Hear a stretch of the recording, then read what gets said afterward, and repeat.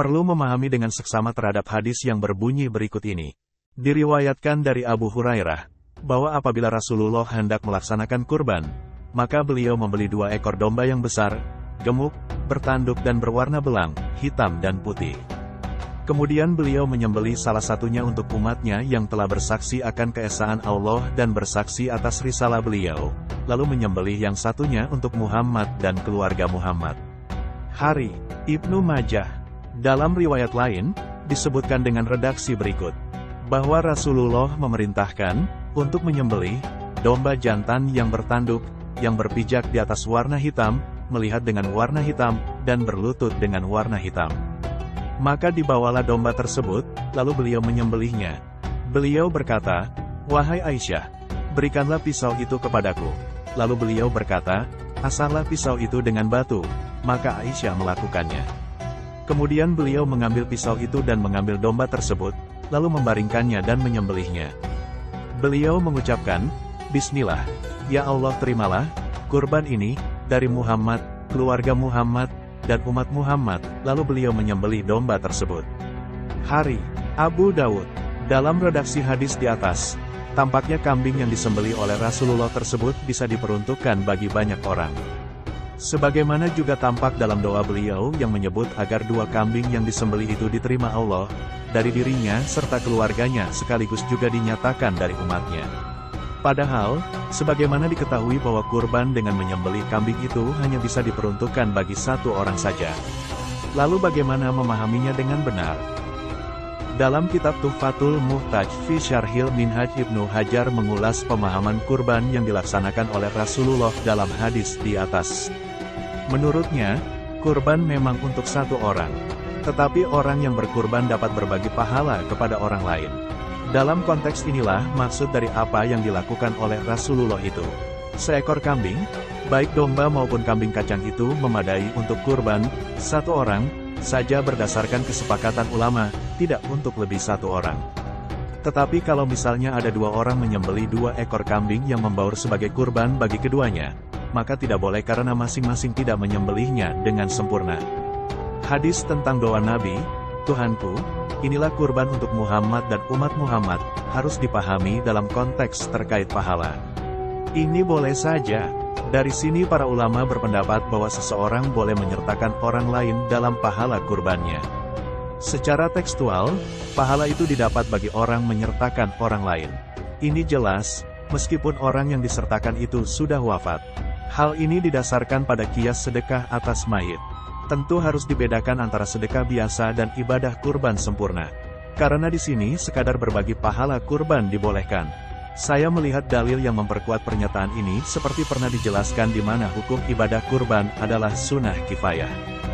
Hal ini sejalan dengan pembahasan sejumlah ulama yang menyebutkan bahwa pahala orang yang berkurban untuknya dan keluarganya itu sejatinya untuk dirinya sendiri. Karena orang pertamalah yang berkurban, sama halnya dengan orang yang menunaikan ibadah fardu kifayah. Jadi, di sini dapat dipahami bahwa kurban dengan menyembelih kambing itu adalah untuk 1 orang.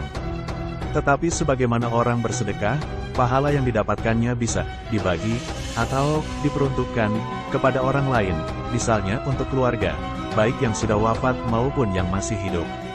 Meski demikian, pada hakikat, kurban 1 kambing tersebut hanyalah dinilai untuk 1 orang, tidak lebih. Lalu bagaimana memahami kurban untuk 1 orang sementara pahalanya bisa untuk orang lain? Pertanyaan ini memang wajar dimunculkan. Karena secara sekilas hal ini tampak kontradiksi. Menurut Syekh Sulaiman Al-Bujairimi, 2 pernyataan tersebut tidak saling menegasikan. Beliau menjelaskan, pernyataan, 1 ekor kambing, untuk 1 orang, tidak lebih. Kalau Anda bertanya, pernyataan ini menafikan kalimat setelahnya yang menyebutkan, kalau seseorang menyembelih kurban untuk dirinya dan keluarganya, atau menyertakan orang lain dalam pahala kurbannya, maka boleh, kami akan menjawab bahwa pernyataan pertama tidak menafikan pernyataan yang kedua. Karena, frasa untuk 1 orang, di sini maksudnya adalah hakikat kurban. Sementara frasa selanjutnya hanya menerangkan gugurnya anjuran sunnah ibadah kurban untuk orang lain. Sedangkan perihal pahala dan kurban secara hakiki bagaimanapun itu khusus hanya untuk mereka yang berkurban. Sulaiman bin Muhammad Al-Bujairimi Hasyiatul Bujairimi, Al-Khatib, Darul Fikr, Juz 4, Helm 333. Hal ini dikuatkan dengan adanya hadis yang mengabarkan bahwa Rasulullah pernah menjelaskan bahwa kurban unta atau sapi bisa mencukup untuk 7 orang. Sedangkan, terkait dengan kurban kambing, beliau tidak pernah menyatakan secara langsung bahwa kurban kambing bisa untuk sekian orang. Dengan demikian, dari sini bisa diambil satu pemahaman bahwa secara hakikat memang kurban dengan menyembelih kambing itu hanya bisa diperuntukkan bagi 1 orang saja, tidak lebih. Diriwayatkan dari Jabir, ia berkata, kami pergi haji bersama Rasulullah. Lalu beliau menyuruh kami bersekutu untuk kurban seekor unta atau seekor sapi.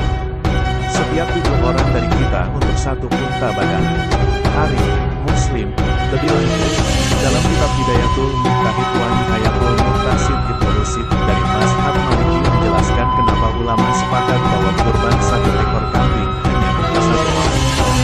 Beliau menyatakan, karena memang hal itu, kurban dengan seekor kambing, pada dasarnya hanya memadai untuk 1 orang. Karenanya para ulama sepakat dalam menolak persekutuan kurban beberapa orang atas seekor kambing. Kenapa kami katakan bahwa pada dasarnya ibadah kurban kambing, seseorang itu hanya memadai untuk 1 orang, sebab perintah kurban tersebut, kambing, tidak terbagi kolektif, tetapi per orang.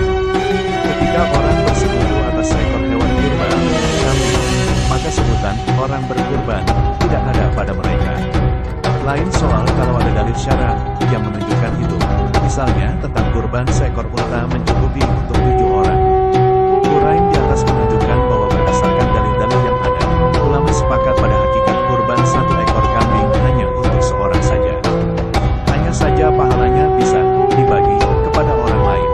Artinya, 2 hal ini bisa dipisahkan antara kurban secara hakikat dan pahala secara tersirat.